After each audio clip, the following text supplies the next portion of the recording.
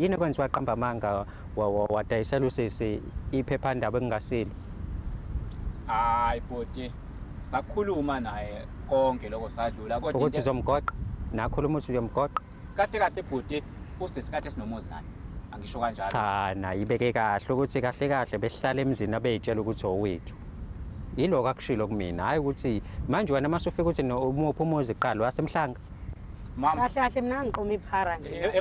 mama, la sihlala khona kade uhlala ke. Bathi ungasho ukuthi uyakwakho umogodo ubuye emsebenzini. Kwami emzini wabantu. Yabona bhuti, usisi satholana naye kuFacebook. Ngambuka, ngamthanda. Kwaye ukuthi senza lento yamadate, kwamnandi nje konke kuhamba kahle. Imuphi lo muzi lo yiphi lezinto awuthi ingane yami yone like umuzi uzothola wena mangabe sike sashada ngoba kini nenkinga nani. Shuthi yona ndlela awufuna ukuthi sishade ngayo.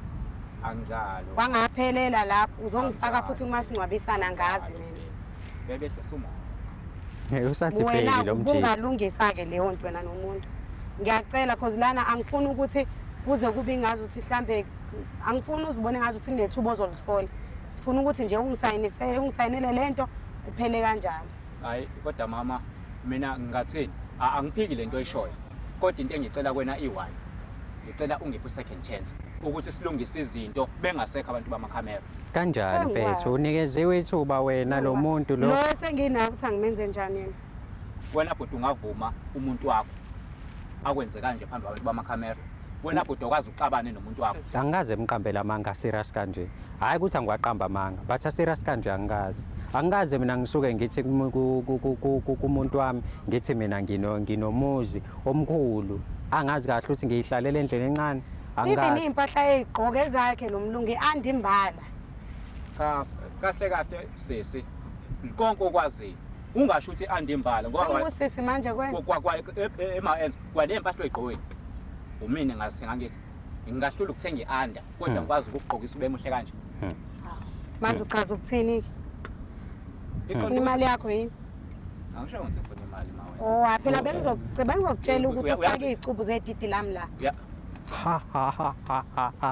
Kahle uhlula into eyi1 ukusho ukuthi ngaluza umsebenzi sobona abangcono. Iyona into oyishoyo. Kanjani umsebenzi sayo? Ubusebenza phi bafu? Umsebenzi sawuluza nini?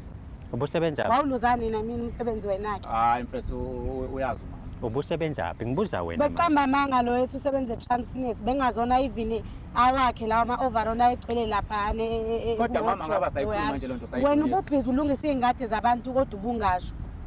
Amanga angaka wena ukubuyi mina kuyifaka esicathulo sami bungaqhubeka nalo mshado. Ukhona umuntu kade zifake wena ezicathulweni zami. Njengoba umuhle kanjena ubani? Mina bengasebenzi ngani Hayibo mfethu. Bengasebenzi. Wena yona outfit lekuphela wangithengela yona.